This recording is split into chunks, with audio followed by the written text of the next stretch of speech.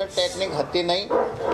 અમારી જે માગણી હતી, અમારી મુખ્ય બે માગણીઓ હતી।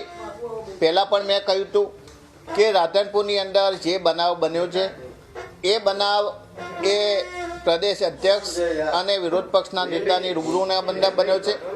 અને બીજું કે એસસી સેલની પાટણની અંદર જે નિમણૂક કરવામાં આવી, મેં પહેલાં પણ કહ્યું હતું કે પ્રમુખનો જયાબેનનો અમારે કોઈ વિરોધ નથી, પરંતુ જે પણ નિમણૂકો કરવામાં આવી એની અંદર 2017 અને 2019ની અંદર અમારા વિરુદ્ધમાં જે કામ કર્યું હતું, અમારા વિસ્તારના એવા લોકોને પ્રદેશ કક્ષાએ પ્રાધાન્ય આપવામાં આવ્યું હતું, પ્રદેશ કક્ષાએ એમનો સમાવેશ કરવામાં આવ્યો હતો।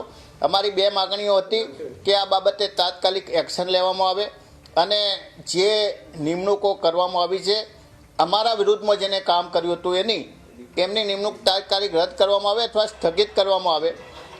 પ્રદેશ મોવડી મંડળની આગેવાનીમાં એમની હાજરીમાં જે પાર્ટીને નુકસાન કરવાનો અને પાર્ટીને બદનામ કરવાનો અને અમને ભાષણ રોકવાનો પ્રયાસ કર્યો તો એમની સામે એક્શન લેવામાં આવશે।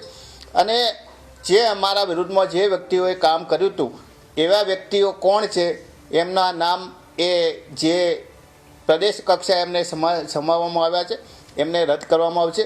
એટલે એમને અમને વિશ્વાસ આપ્યો છે, ખાતરી આપી છે અને એમના વિશ્વાસ અમારા પ્રદેશ પ્રમુખના અમને જે વિશ્વાસ અને બાંયધરી આપી છે એના આધારે હાલ પૂરતું અમે રાજીનામું આપવાનું અમે રદ કર્યું છે। અમારા એસસી ડિપાર્ટમેન્ટની એક નિમણૂક બાબતનો વિવાદ છે। બધા ઘર બેસીને એનું સમાધાન પણ થશે ને બધાની સંમતિથી નવી નિમણૂકો કરવામાં આવશે। ચોક્કસ ટાર્ગેટ કરે છે એવા લોકોને હેરાન પરેશાન કરવામાં આવે। કલેક્ટરને ત્યાં તપાસ થઈ, જોયું કે 1500 કરોડ રૂપિયાનો ભ્રષ્ટાચારની હકીકતો વાતો બહાર આવે છે, ત્યારે હજુ પણ એની જો ઊંડાણમાં તપાસ થશે તો એના છેડા પણ કમલમ સુધી જોડાવાના છે।